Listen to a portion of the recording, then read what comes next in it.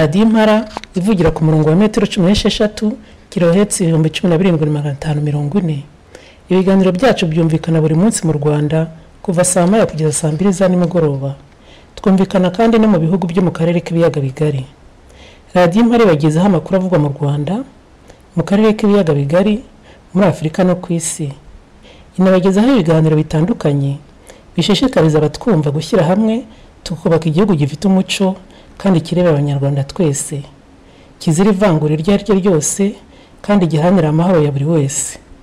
Rubyiruko, bari namwe abategarugori, banyapolitiki, abahanira ubwisanzure bw'ikiremwamuntu, abibumbiye mu mashyirahamwe anyuranye, abanyamadini, abahanzi, abanyamyuga, abahinzi borozi, abikorera ku giti cyabo n'abandi mwese mufite ibitekerezo biteza imbere igihugu cyacu, mugane radiyo yanyu Impara.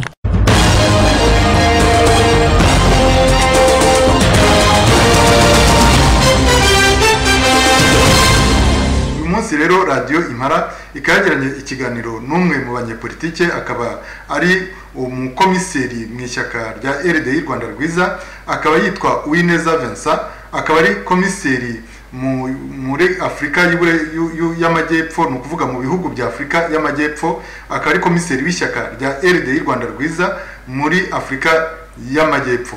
Iyo RDI Rwanda Rwiza akaba ari ishyaka riyoborwa na Bwana Faustin Twagiramungu. Tukaba twaragiranye ikiganiro kibanze cyane cyane ku nyandiko ajyandika zikanyura mu binyamakuru kuri internet.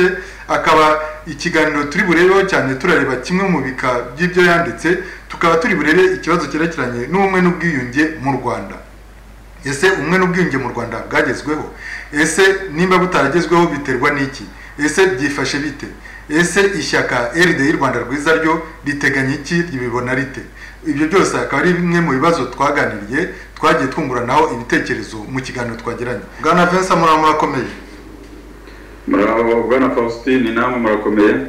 Yego murakoze. Radiyo Impara yifuje kuganira nawe, ukaba uri komiseri mu ishyaka RDI Rwanda Rwiza, ariko wenda ukarabitubwira ku buryo burambuye, tukaba twagira ngo tuguhe ijambo ugira icyo ubwira abakunzi ba Radiyo Impara. Murakoze. Nk'uko bivuze, izina warivuze nitwa Uwineza Vincent, ndi umwe mu bakomiseri b'ishyaka rya RDI Rwanda Rwiza. Icyo nakongeraho ni uko ushinzwe ibikorwa by'iryo shyaka. Ndi kumva wenda tuzagira igihe gihagije cyo kugira ngo urusheho kwibwira abumva Radiyo Impara ndetse wenda n'abakurikira ibiganiro bya politike, ariko Radiyo Impara yifuje kuganira nawe cyane cyane ku nyandiko wandika. Hari inyandiko wanditse yerekeranye n'imikorere ya FPR mu Rwanda, mukaba mwarayise imyaka 20 u Rwanda rugushije ishyano ryo kuyoborwa n'ishyaka rya FPR Kagame, niko mwabyise. Mwatubwira impamvu mwahisemo kwita iyo nyandiko gutyo? Iyo nyandiko nayanditse kubera babona hashize imyaka 20 FPR y'u Rwanda. FPR yakoze inama yo gukora isuzuma bumenyi hagati yabo cyangwa gusuzuma ibyo bagezeho. Iyo nama wari minisitiri w'intebe wavuyeho witwaga Pierre Daniel Umuremyi, yavuze ko abakozi bose bakoze nabi uretse perezida wa Repubulika Paul Kagame. Iyo mvugo ntabwo yashimishije, ntabwo imyaka 20 umutegetsi mukuru yavuga ko abantu bose bakoze nabi nta mpamvu. Niyo mpamvu navuze ko ari ishyano ryagwiriye u Rwanda. Nasanze ari ishyano twagushije, numva ngomba no kwisobanurira abanyarwanda, nkabereka amabi ya FPR, uburyo FPR ibeshya, uburyo imikorere yayo yose ukuri kwa kurimo abari gukeye. Wenda ntabaciye mu ijambo, mudusobanuriye wenda ko ari FPR ibeshya, kuri ari gukeya, ariko muri politike ngira ngo cyane cyane muri Afurika ni ibibazo bikunze kubaho cyane. Barabeshya, bariba, barica. Kuki FPR ariyo uvuga ngo noneho ni ishyano bishaka gusobanura iki?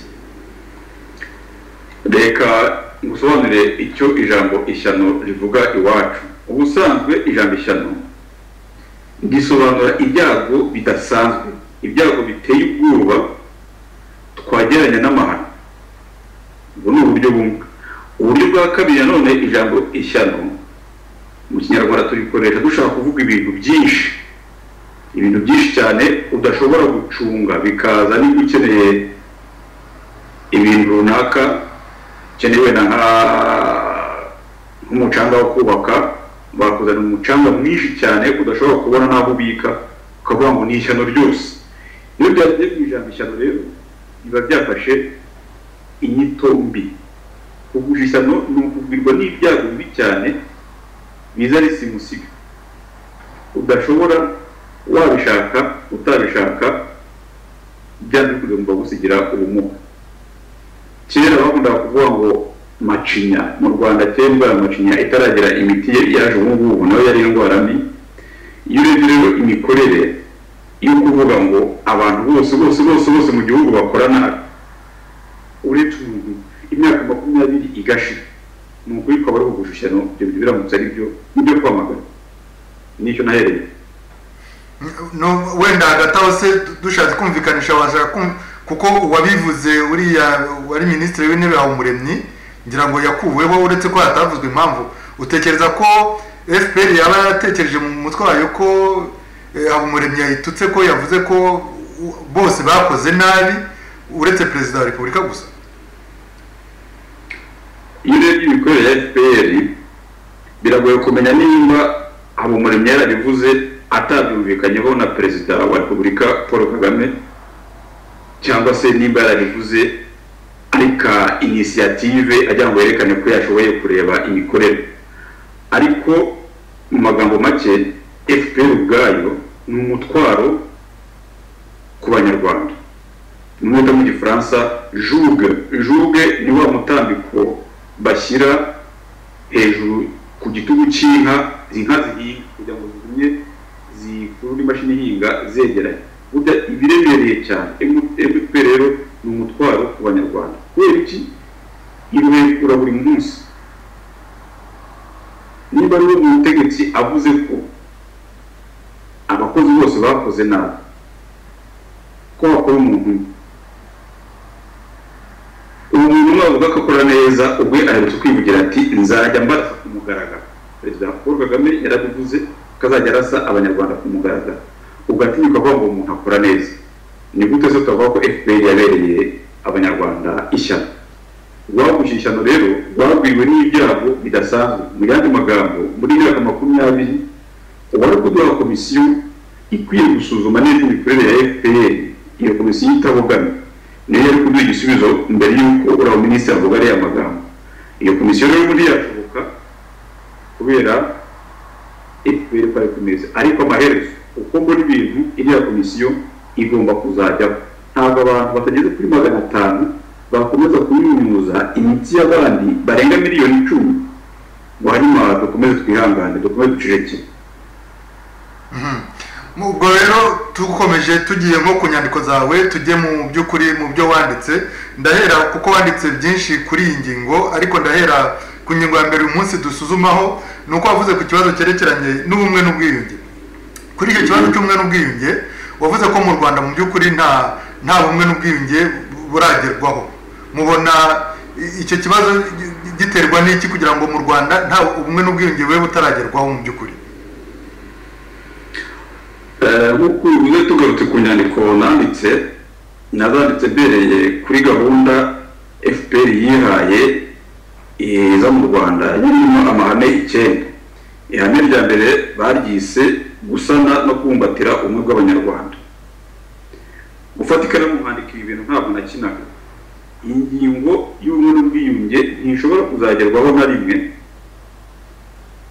kandi nyamara ni nayo izatuma iyi ngoma ya FPR ihirima, ikazatuma hashobora kumeneka andi maraso nibaramuka batemeye ko habaho ibiganiro n'abadahigiye. Kubera ko hari umugani baca mu Kinyarwanda ngo iyo uri mu ishyamba ntubibona. Ahari FPR ishobora kuba itabona ko ikora nabi. Nireke rero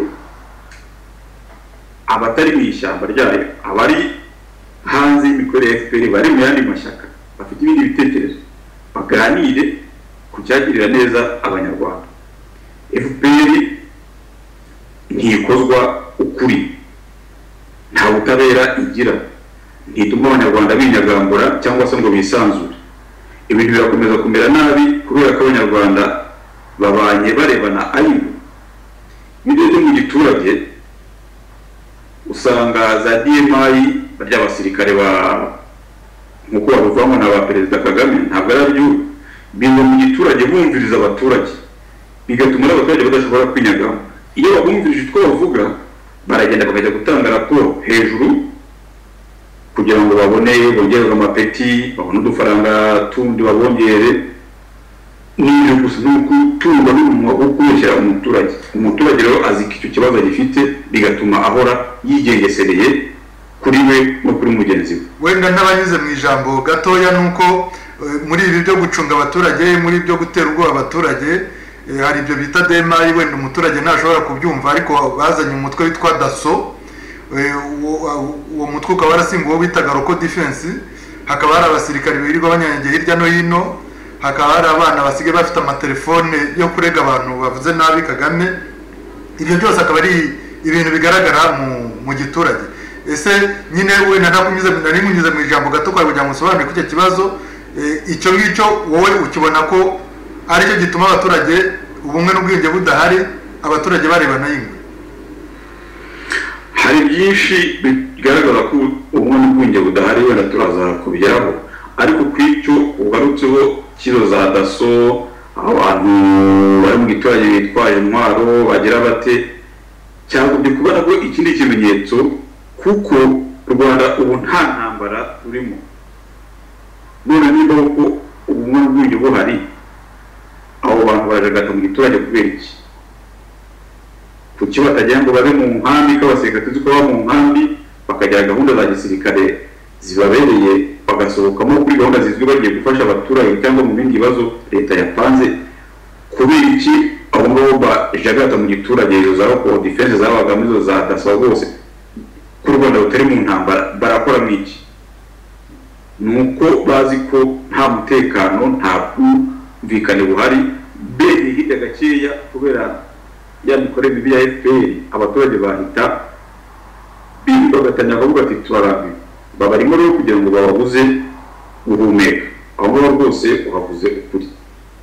Ikindi nakongera nuko ubutegetsi bw'igitugu bwose aho buva bukagera, buryo nibo bazana imyiryane mu giturage, ubundi bakigaragaza ko ari ba marayika, ko bashobora gukemura ibyo bibazo kandi ari bo babiteye.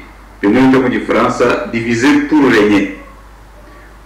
Ubumwe n'ubwiyunge burakenewe nk'uko urubariro rwa koma mu Kinyarwanda ya kera rwabaga rufashe irya nzu, iyo rutariho izo ndimara kabiri.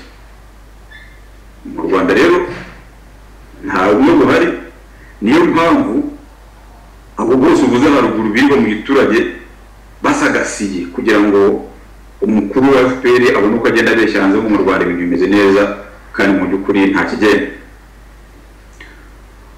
Uretse ikinyoma kandi iriya ndirimbo yo guhuza jenoside mu kanwa no kudashyingura amagufa y'abacu cyangwa se inshuti zacu, bakomeza kuyandika bayagaragaza hagati mu rwego rwo kurisha ya jenoside nyine, nabyo bituma ubwingo butazagerwaho vuba.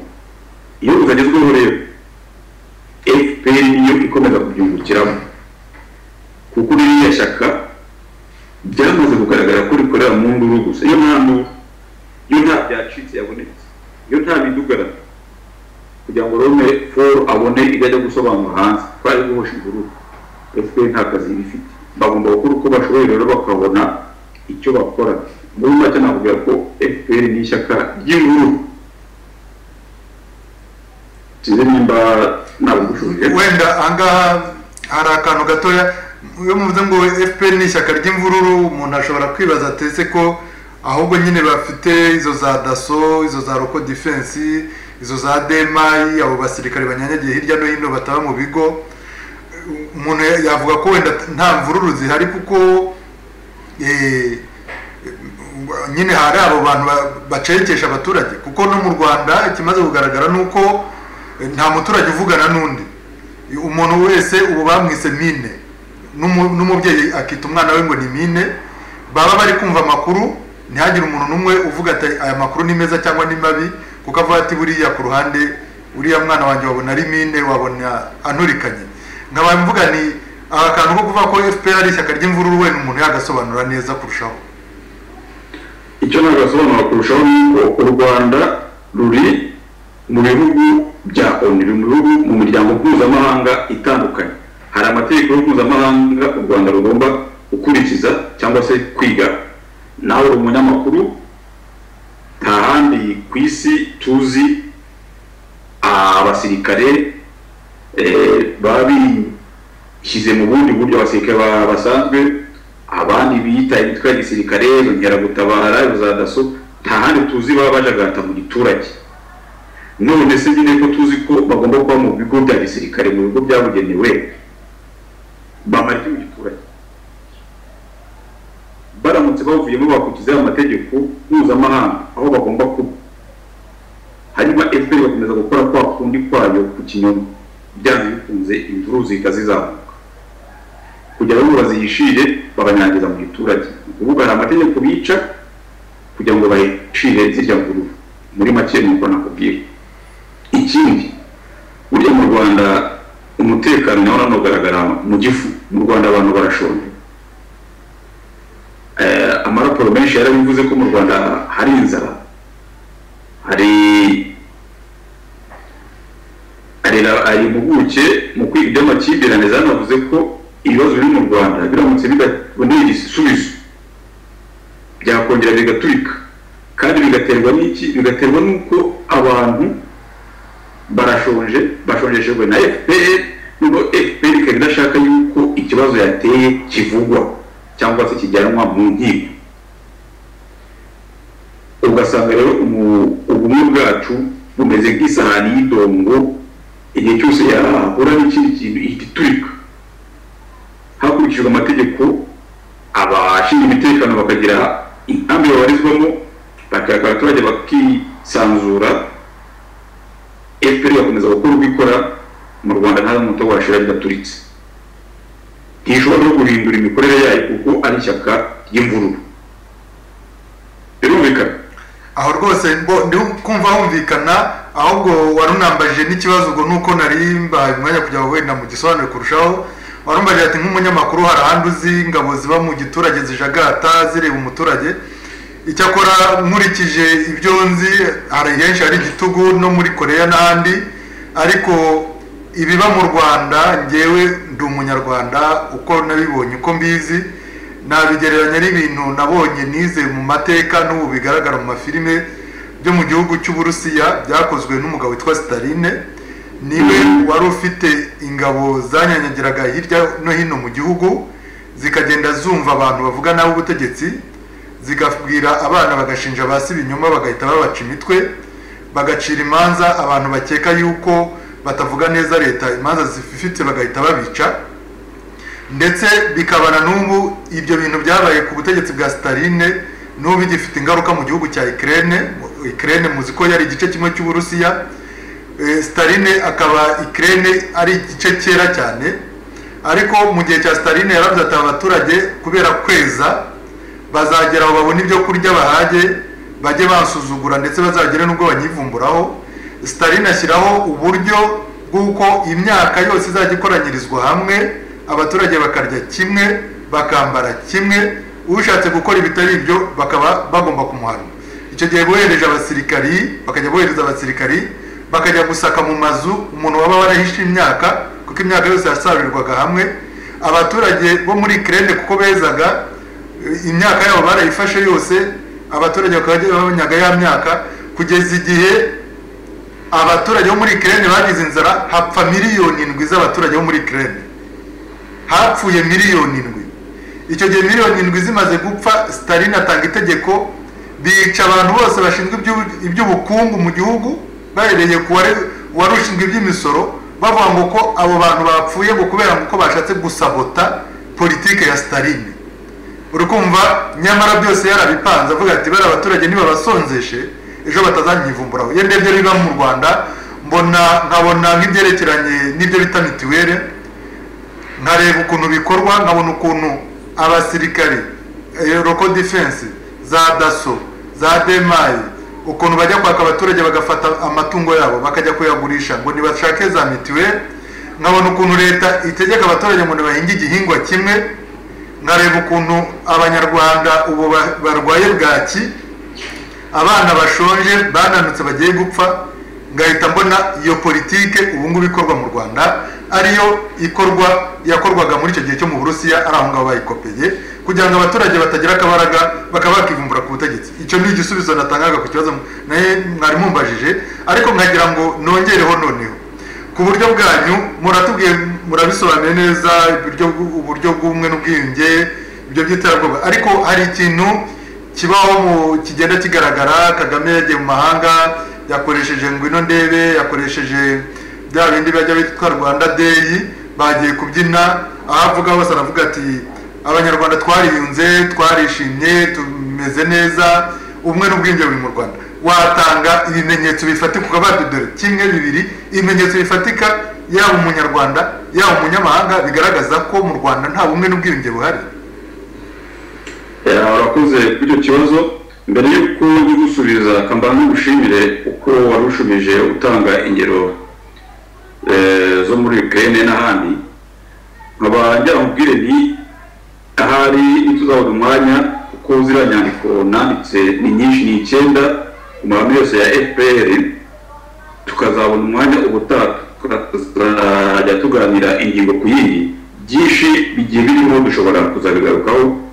Icyo nasaba abatwumva ni ukujya batega amatwi radiyo yacu Impara, bakasoma ibinyamakuru aho bishoboka. Ibimenyetso y'uko mu Rwanda ibintu bimeze nabi hagati y'ubumwe n'ubwiyunge cyangwa imikorere ya FPR muri rusange birahari, biragaragara ko rwose ishyano twavushije rikiriho.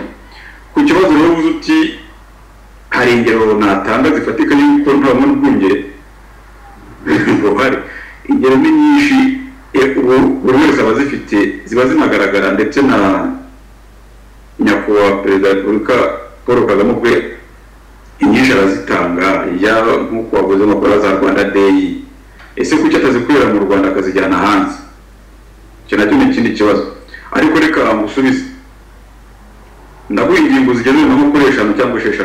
Iya mbere, hashize imyaka 20 u Rwanda ruvuga ubumwe n'ubwiyunge, si nyamara niko bimeze rwose. Urukiko rwa Arusha rwagize abere, u Rwanda rukomeza kubita abanyabyaha. None ubu ngubu dufite amakuru avuga ko Tanzania niyo igiye kubaha ubuhunzi.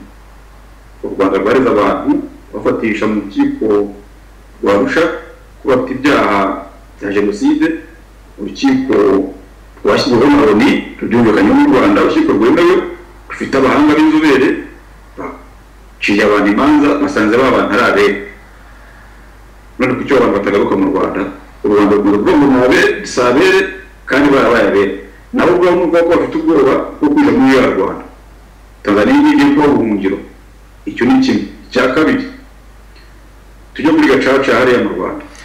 Wenda turi nko kuri icyo kibazo cy'abantu bagizwe abere ku bumwe n'ubwiyunge, numvisha ari ikibazo kinyuze, nako ni urugero runyuze cyane ko tujya tugira ibintu bitangaje tubona hano ku isi. Dufashe nk'igihugu cyo muri ex-Yugoslavie, hariya muri Kosovo, hariya habaye ibibazo bikomeye cyane, bakarwana hari mu bihe bimwe, ndetse n'igihe FPR yari yarateye mu Rwanda hari jenoside bigiye yicaga Habyarimana, naho bafashe abantu baho ba Milosevic bavuga bati nimujye mu rukiko irahe, ariko bose baburanaga bavuga bati nimutujyane mu gihugu cyacu tujye kuburanirayo. Ariko nta munyarwanda kugeza ubu, ni igitangaza, yaba ari Arusha yaba uri mu kindi gihugu yaba warahunze, nta numwe nari numva avuga ngo ndashaka kujya kuburanira mu gihugu cyanjye mu Rwanda. Icyo ni ikibazo kigomba kuba ari akabazo ku banyarwanda, ariko abanyarwanda bo barabizi nyine ko nta bumwe n'ubwiyunge, kuko bazi mu Rwanda abafite ubutegetsi uko bakora. ariko noneho no ku mahanga ni ikibazo gikomeye cyane kuko icyo barakibaza buri gihe bati kuki abandi barwanira kujya iwabo abandi bahubwo bakaba ahubwo bahunga iwabo. cyese bakoze gutanga urwo rugero ubu ni urugero rw'icyo rukwereka nyine ko umwe n'ubwenge ari ntabwo. Bwa kabiri nabyo kubwira ni gacaca mu Rwanda barafata abantu bakoze ibyaha, abantu bishe abandi ku mugaragaro ukubera ko babyemeye bakabarekura bakabagira bere, hanyuma bakomeza bagafunga abanyabwenge bagafunga abakire ikabaheza mu kagozi kubera iki? Ko bafite gahunda yo guhindura abantu mu bwoko bw'abahutu bose abicanyi. Icyo kintu cyumvikane neza, ntabwo ushobora kuba warisha abantu 23 ibimenyetso bifatika uvuge ndabyemeye n'imumbabarire hanyuma ufata umuntu uzi kumurenganya umwoye gusa ko ari umunyabwenge yazateza igihugu imbere, umwoye gusa ko afite amafaranga yazagirira abantu akamaro, uyu ukamugereka hirya umubeshyera bamuhimbiye ukamuhoza ukabugira ukamwereka mu mugozi ngo ahoremo. Icya gatatu wenda kuri iki kibazo ni ikibazo gikomeye cyane, ikibazo cya gacaca kuko nanjye ndi umunyarwanda nubwo tuba tuganira ariko si ukuvuga ko hari ibyo n'abanzi, ariko iki kibazo cya gacaca ni ikibazo kimeze nka bombe izaduturikana ndetse kikaba kizashanyaguza burundu umuryango nyarwanda bitewe n'uko birazwi neza hari abantu benshi bagiye baregwa muri gacaca kubera imitungo yabo no kubera ko bajijutse kugira ngo ejo batazatera agatoki hejuru bakavuga ngo abantu bayobowe nabi cyangwa se abaturage bakabagira icyizere bakaba babatora kandi bari mu bwoko ubutegetsi buriho budashaka. Urugero twatanga nuko bagiye bafata abaturage bacitse ku icumu bagashinja umuntu wari ufite butike, wari ufite imirima, wari ufite umushahara mwiza ahembwa, bakavuga bati nimushinje uriya kuko niwe uzabona indishyi, abanza abishyure abahe ibyo mugomba kurya mu mushinja ajyemo muvuge ko yicanye niwe uzabona indishyi. Ati uriya se urwaye amavunja uriya nyagupfa nubwo yishe abantu azabamarira iki? Bagafata ahubwo wa wundi wishe abantu bakamutegeka kujya gushinja abere bafite ngibyo bazatanga ndetse n'abaturage bakabyivugira. Abo bantu nibo buzuye gereza, ingaruka zizabyarwa n'icyo kintu ni ikibazo gikomeye ku banyarwanda. Ndikumva nakomeza kubaha ijambo kugira ngo mutubwire ibindi bimenyetso bigaragaza ubumwe n'ubwiyunge. Nimba bakubwira bibiri muze kuri kuva ikibazo gikomeye, ibibazo byose biri mu Rwanda birakomeye nande bisemo birakomeye bikeneye kwicarirwa bikaganirwaho kubera ko FPR yonyine byamaze kwinanira ntabwo bikiri abantu.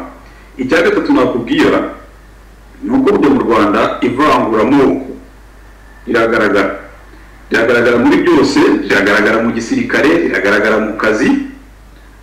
Urabona abana bariga bamwe barika barihira abandi ntibarihirwe, ariko se reka buretse tuvuge ko bose bize iyo bamaze kurangiza kwiga ubwoko bw'ubona akazi ubundi bukabura akazi bagera mu gihiranye. Iryo vanguramo rirakomeye kuko n'ubwo mu gisirikare n'akazi bikunze mu rwego rusange, burya hari imirimo myinshi ntabwo buryo na kaza ambasade ndashaka kuvuga imirimo ikomeye ifatiye igihugu imopere y'igihugu usanga n'ubundi ubwoko bumwe ubundi butarimo. Noneho ikibabaje iryo vangura ry'amoko rigamije buri gihe kubeshya amahanga bashyigikiye inyungu za FPR zubakiye ku kinyuma ntibashobora kuba bavugisha ukuri. Iyo cyo nacyo ni ikindi kibazo kigaragaza ko ubumwe n'ubwiyunge butazoroha. Mubwira icyakane wenda wambwira icyakane ariko ko turi kuganira ntabwo umwe ari mwarimu ndi ngabo umunyeshuri nuko tuba turi kuganira ku bibazo tuziranyeho twese.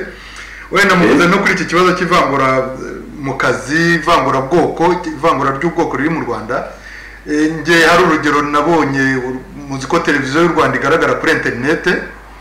Hari umuntu umwe twari twicaranye akaba yarahunze muri 1994 yitegereza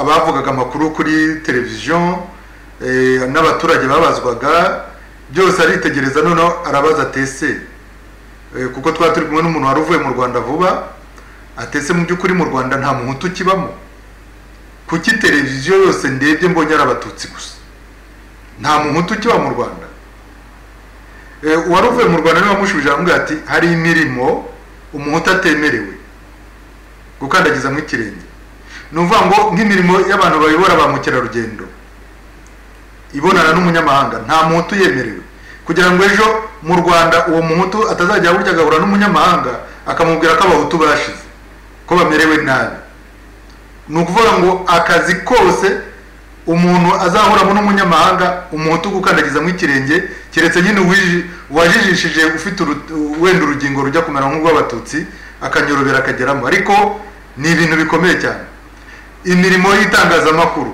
aho umuntu agaragara umuhutu kugira akandagiza mu ikirenge ni ikibazo gikomeye mu Rwanda ibyo nibyo twasobanurirwaga n'umunyarwanda ariko natwe turabizi kuko mu Rwanda ntabwo tuhavuye kera turahazi cyane ibyerekeranye n'imirimo ijyanye n'amafaranga ni ukuvuga amabanki ni ukuvuga za Rwanda Revenue Authority ibintu byose ukoraho ifaranga nta muhutu uzabona ngo ejo ngo atazafata amafaranga akayashyira bene wabo muri FDL ibyo ni ibintu bizwi akazi kerekeranye no kuba wafata ahantu ufata icyemezo muri za ministeri y'abadirecteur aho kazi uzasanga bashyizemo umudirecteur w'umuhutu munsi ye bashyizemo umusekreteri w'umututsi uwo musekreteri w'umututsi kenshi ari n'abagore ni uzafata ibyemezo mbere ya directeur ibyo ni ibintu bizwi uko nanjye ubwanjye nzi ko hari umuntu nasabye icyemezo nambwiye nigenda baguha icyemezo cya diplome yawe ko yatakaye muri ministeri aragenda asanga directeur muri ministeri aramubwira ati nari nkeneye kubona duplicata ya diplome yanjye directeur aravuga ati koko ndakuzi warize bo ibimenyetso binibi arabitanga byose directeur yandikira secrétaire nkamwandikire duplicata secrétaire ayigejeje imbere ya secrétaire ko ari umututsi kazi utaremeraga uwo mudirecteur ari umutegeka aramuhereje aramubwira ngo subira bijye n'umubwira yikwandikire umudirecteur yaraje abwira uwo waruje kuri Musa aramubwira ati nuko twabaye nyine nuko tubayeho ngicyo icyo ni kimwe mu bibazo wenda no kubatinda ariko abanyarwanda bafite ubuhamya bwinshi icyo ni ikintu cyerekeranye n'ivangura warutubwiye riri mu kazi riri mu gisirikari riri mu banyeshuri abanyeshuri bakiga bose mu Rwanda kabata bose ati ntavangura dufite mu guha abana amashuri bakiga bose bakaba barisansiye umwe akarangiza ajya gukora kuri televiziyo ajya gukora Rwanda Revenue ajya kwiga muri Amerika no mu Burayi undi bakamwohereza kujya kwiga universite ku kirwa cya Iwawa ibyo ni ibintu bizwi ibyo ni ibintu abanyarwanda amaherezo ibyo ni ibibazo twe tuvuga hano ariko abanyarwanda babibamo buri munsi icyo ni ikibazo navuga cyo kwivangura kuri Gacaca ho n'ishyano ryose noneho tugeze no kwivangura nyine mu mirimo ni ikibazo umurimo w'umuhutu mu Rwanda utararangije kaminuza no kujya kwigisha mu mashuri abanza noneho kwigisha byo nibyo bari bibaha warangije kaminuza akazi ke nuko umushomeri cyangwa se akajya kwiwawa gukomeza kwiga imyuga niko abahutu babayeho mu Rwanda ngaho ijambo riryanyu ni mukomeze we na mutubwire nimba hari ikindi mubona kigaragaza yuko gifatika kigaragaza ko umwe n'ubwenge mu Rwanda ntabwo mu by'ukuri wakoze reka mubwire utundi gutatu gusa muri byinshi bihari noneho nushaka kugira ikindi ubivugaho nyongera